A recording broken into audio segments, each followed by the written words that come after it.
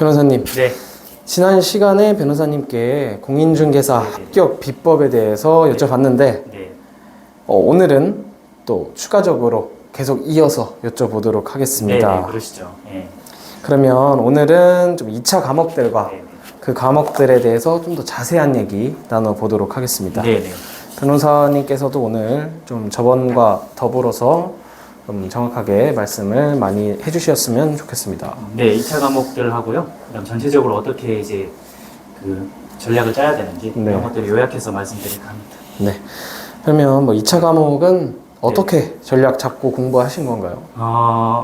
지난 시간에 이제 1차 과목은 크게 두 가지가 있다고 말씀드렸고요. 네. 2차는 크게 보면 세 가지가 있거든요. 하나는 공인중개사 법이 있고, 하나는 이제 부동산 공법이 있고요. 세 번째가 이제 공시법이랑 세법이 있어요. 네. 1차랑 마찬가지로 각각 40점을 꽈락을 넘어야 되고 평균 60점이 돼야 되거든요. 네. 그러니까 1차와 2차가 합쳐서 60점은 아니에요. 아. 1차 평균 60, 2차 평균 60 이렇게 나오면 되는 거거든요.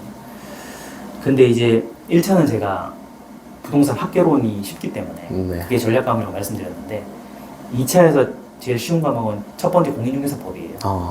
이게 이제 암기도 잘 되고 쉬워요. 쉽고 그래서 이 과목에서 최대한 점수를 올리고 네. 나머지 과목은 좀 반타작을 하는 전략이면 평균 60점 나오거든요. 왜냐면 80, 50, 50이면 180이잖아요. 네네. 180이면 평균 60이잖아요. 그래서 첫 번째 공인중개사법을 80점 이상 목표로 해야 된다. 그렇게 하는 게 이제 기본적인 전략이에요.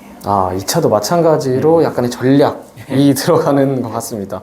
근데 1차보다는 2차 과목들이 약간 낯설게 느껴지는 과목들이 좀 있는 것 같은데 맞아요. 그럼 부동산 공법이랑 공시법, 세법 이런 거는 초심자가 공부하기에 많이 어렵나요?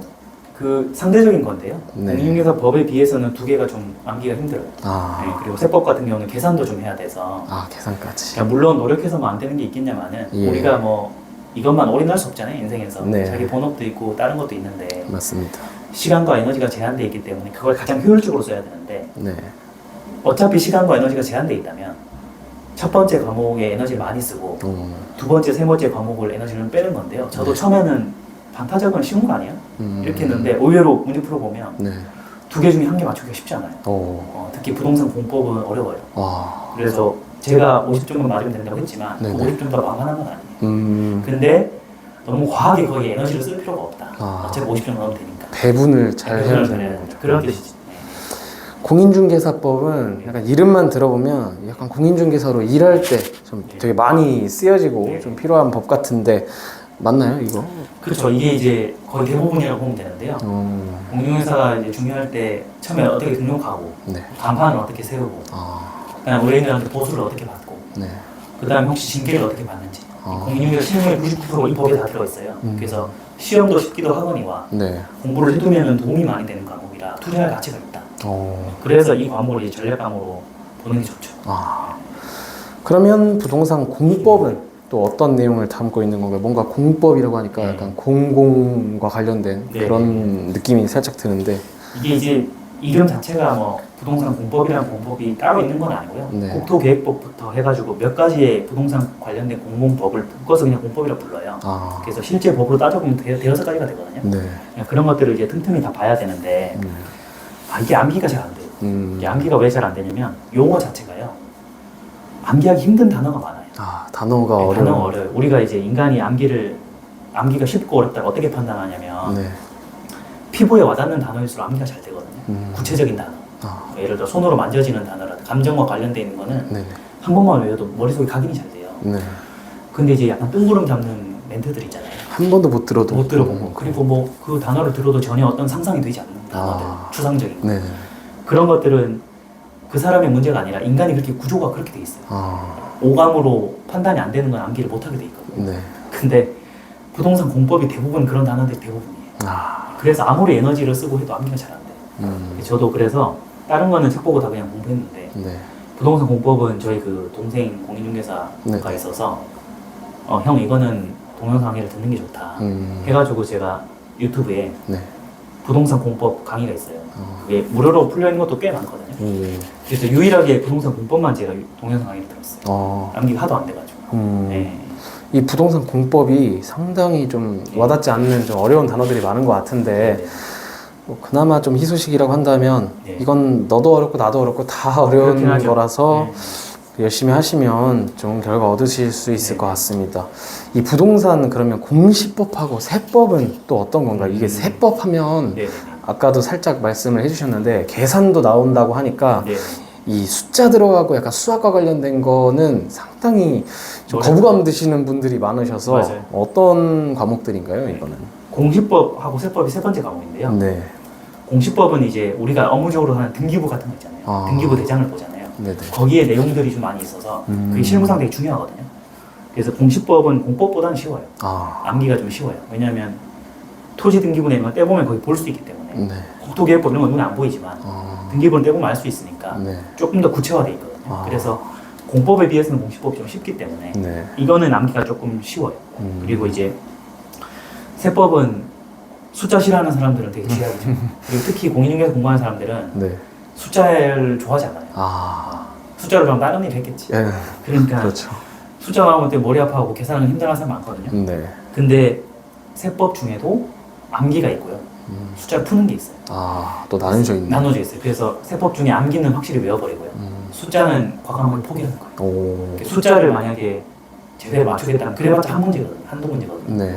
그걸 하려면은 그거 암기로 안 되니까 다른 걸 다 알아야만 풀 수 있잖아요. 네. 그래서 그것도 막 똑같은 점수가 있는 거라 그거 막 애쓰고 다 풀려고 하지 말고요. 시간도 많이 걸리니까 아예 숫자 나오면 다 제껴버리고 찍어버리는 거예요. 오. 그리고 암기가만 전략적으로 접근해도 50점 이상 나와요. 아, 이게 전체적인 전략도 있는데 네.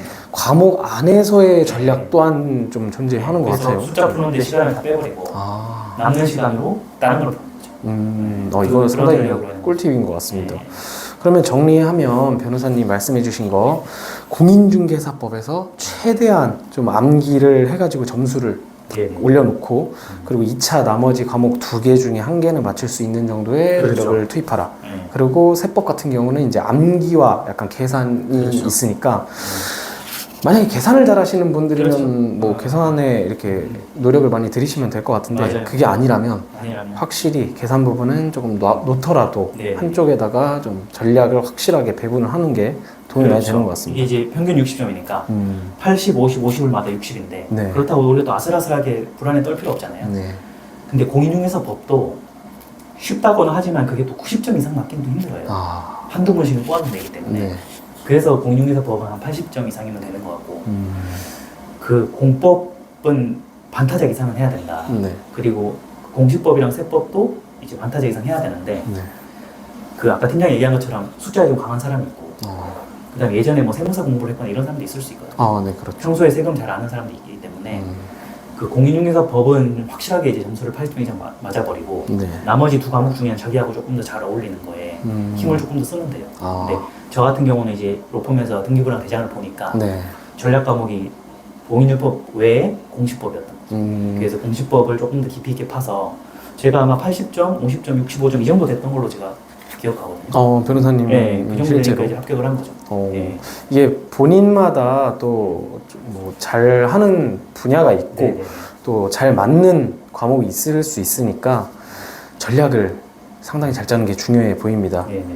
이 변호사로서 네. 공인중개사 시험에 도전을 하고 네. 또 준비를 하고 합격을 하신 거니까 느끼는 게 상당히 많으셨을 것 같은데 네, 네. 공인중개사 시험 준비를 공부하면서 네. 좀 느낀 점이 있다면 어떤 게 있을까요? 사람마다 이걸 공부하는 이유는 다 다를 거예요. 누구는 정말 절박한 생계로 생각하는 분도 있고 네. 누구는 그냥 커리어 중에 하나로 생각하는 분들이 있는데 저는 뭐 제가 전업을 하거나 그러지 않기 때문에 그냥 커리어 중에 하나라고 생각했어요. 근데 저는 이제 학교 다닐 때 시험 공부를 많이 했는데 10년 정도 됐거든요. 마지막 시험 본 지가. 그리고 10년 만에 시험 공부를 한 거예요. 네. 그러니까 뭔가 예전에 공부할 때 생각도 많이 들고 그리고 시간이 좀 지나서 다시 공부를 하니까 좀 느끼는 게 많더라고요. 근데 저희가 이제 시간이 없어가지고 네. 퇴근할 때 1시간, 2시간씩 쪼개서 했는데 네.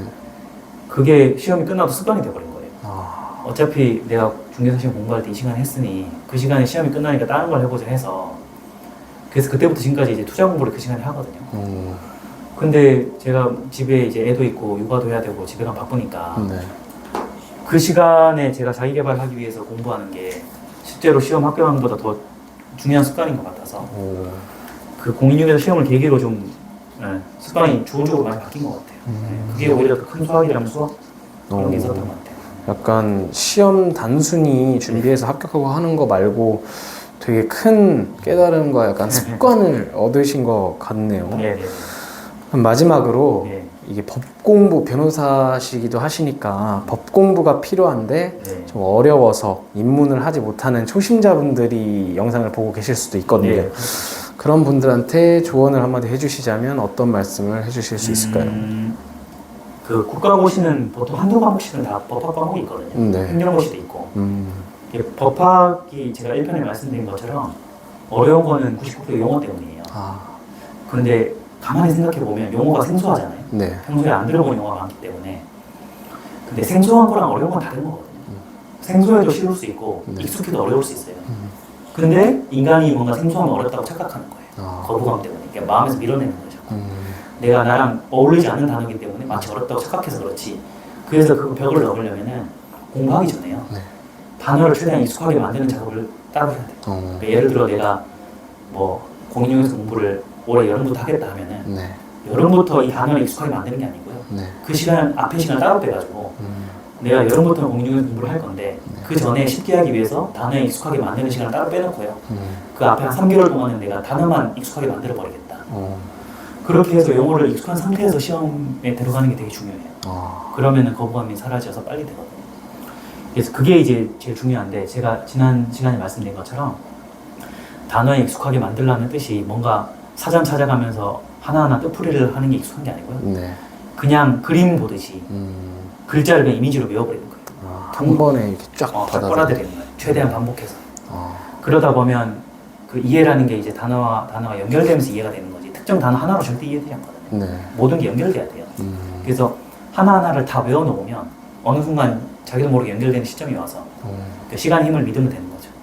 그래서 법학 공부가 어렵다는 거는 법률 용어가 어렵다는 거랑 동일시할 수 있기 때문에 법률 용어를 익숙하게 만드는 게 중요하기 때문에 그 모든 학문의 언어학이라는 말이 있어요.